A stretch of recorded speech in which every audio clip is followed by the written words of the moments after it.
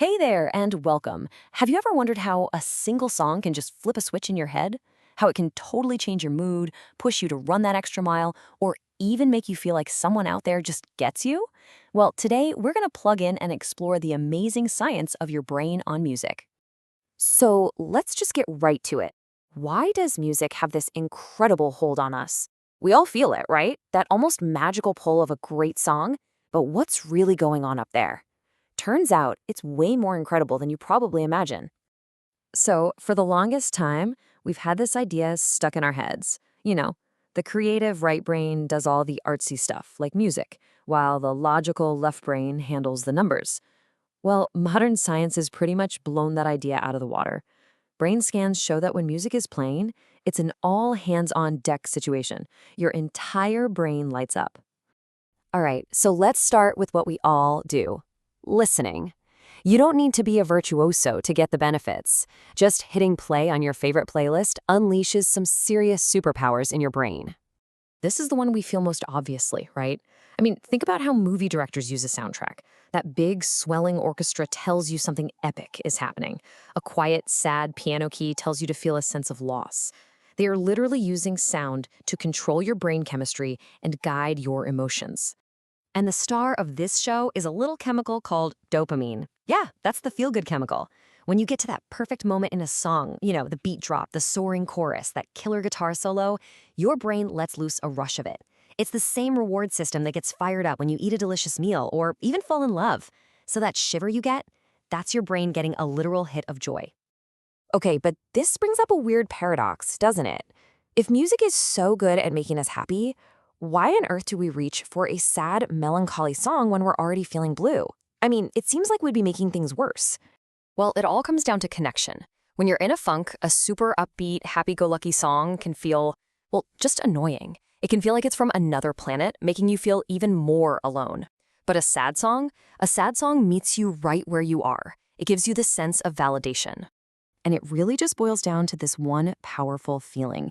You hear those lyrics, you feel that melody, and suddenly, you're not so alone in what you're feeling. It's like the artist is right there with you. And that feeling of being understood, it's incredibly comforting, and it can actually help you work through it all. Now, music isn't just about feelings. It's also incredibly physical. Think about your workout playlist. As you exercise, your body starts screaming at your brain, "Hey, I'm tired. Let's stop this." Music is like a great distraction. It competes for your brain's attention so you can push right past those signals of fatigue. And this isn't just a placebo effect. There's real data here. One study found that cyclists who listened to music used 7% less oxygen to do the exact same amount of work.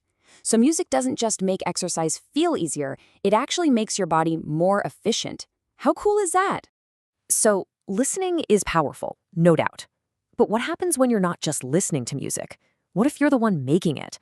Well, that's when your brain gets a truly next-level upgrade. So, when neuroscientists look at a brain scan of someone just listening to music, they see a good amount of activity. A few key areas light up. It's definitely engaging. But watch what happens next. The moment someone starts playing an instrument, their brain scan just explodes. It's not just a few lights, it's the whole brain lighting up like a fireworks display on the 4th of July. You've got fine motor skills, hearing, memory, emotion, all firing at once. It is, without a doubt, a full-body workout for your brain.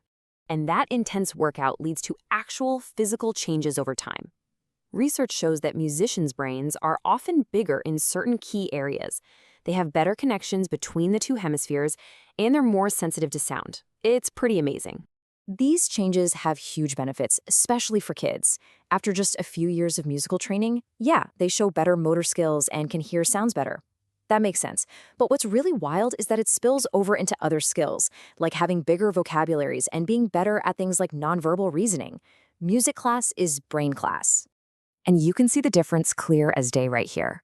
On these cognitive tests, there's a huge performance gap between the kids who've had musical training and those who haven't. That brain workout really, really pays off. Now, if you're sitting there thinking, well, shoot, I guess I missed my chance. Let me just say, no way. It is never too late to start. For older adults, picking up an instrument or joining a choir is a powerful way to keep the brain sharp.